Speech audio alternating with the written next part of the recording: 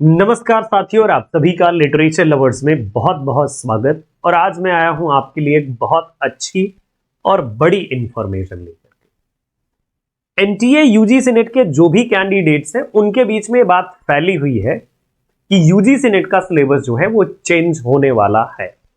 Even अगर मैं newspapers की बातचीत करूं तो न्यूज़पेपर्स में भी आपको कुछ ऐसी ही खबर देखने को मिल जा रही है कि जो यूजीसी का सिलेबस है वो चेंज होने वाला है।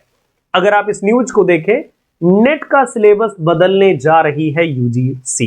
राष्ट्रीय शिक्षा नीति के तहत सभी 83 जो 83 विषय हैं के सिलेबस में बदलाव की योजना। तो दोस्तों, मैं आपसे बातचीत करना चाहूंगा कि अगर मान लीजिए आपका सिलेबस बदल रहा है या बदलने वाला है तो क्या चेंजेस हो सकते हैं, क्या आपको इससे फायदा होने वाला है या नुकसान। सीधे मुद्दे पर आते हैं और पूरी बातचीत करते हैं। आप साथियों किसी भी विषय के विद्यार्थी हो, एनटीए यूजीसी नेट जेआरएफ की अगर आप प्रिपरेशन कर रहे हैं तो अगर मान लीजिए सिलेबस में चेंजेस होते हैं तो क्या आपको इससे नुकसान हो जाएगा। तो देखिए, मेरा एक सरल सा आंसर है, इसका जवाब है बिल्कुल नहीं।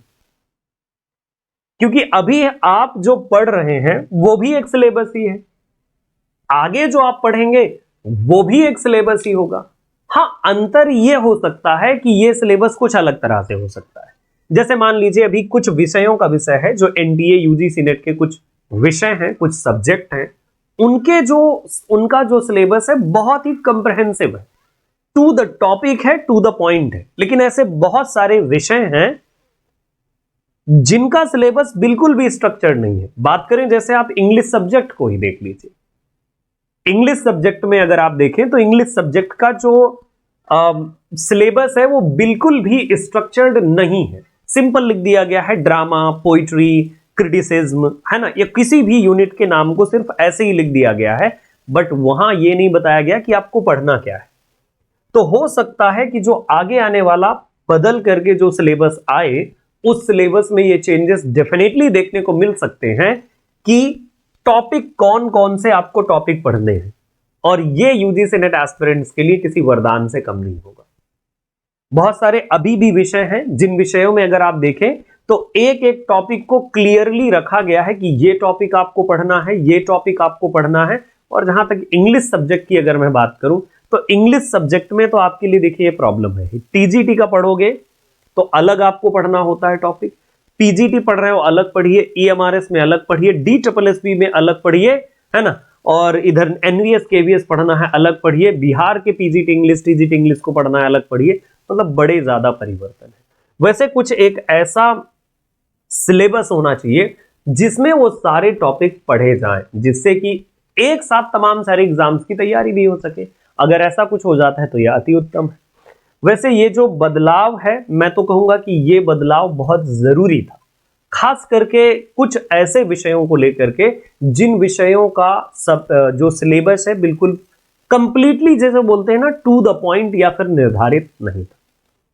अब रही बात, देखो इसमें कोई घबराने की बातचीत नहीं है कि अगर हमारा सिलेबस चेंज हो जाएगा हमें नए सिरे से पढ़ना पड़ेगा या फिर हमें बिल्कुल नई तैयारी करनी पड़ेगी।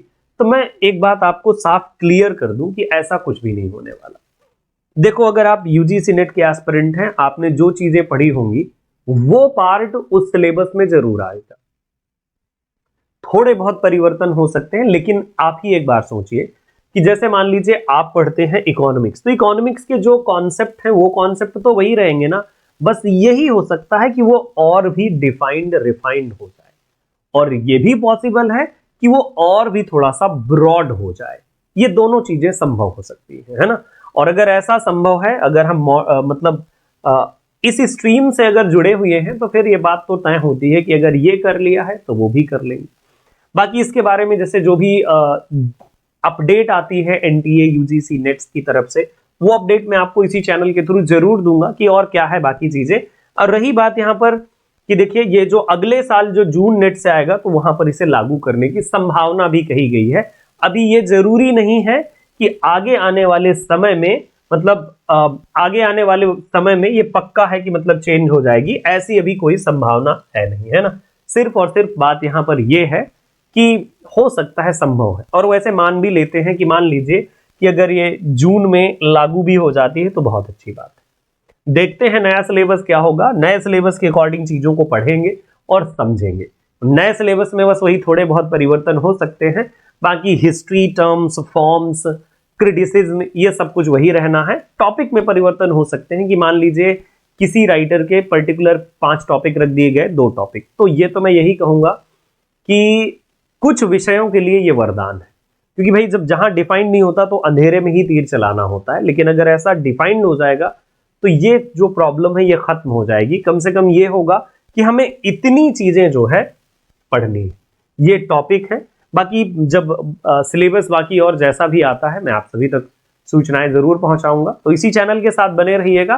बाकी घबराने या परेशान होने की कोई बात नहीं है, जैसी आप तैयारी कर रहे थे जिस भी विषय के हैं आप उस पर लगे रहिए, कोई इशू नहीं होने वाला है सिलेबस चेंज के साथ। थोड़े बहुत आगे पीछे या तो आपको ज्यादा पढ़ना पड़ सकता है या कम पढ़ना पड़ सकता है ना, रिफाइंड टॉपिक हो सकते हैं या और वाइड हो जाए, ऐसा हो सकता है। तो चलिए तब तक के लिए नमस्कार, देखते हैं सिलेबस बदल करके कब आता है, फिर से मिलेंगे आप सभी से। और तब तक आप इस चैनल पर बने रहिए, और अगर आप नए थे तो सब्सक्राइब कीजिएगा ताकि मैं आपको अगली अपडेट आप तक पहुंचा सकूं। जय हिंद, जय भारत।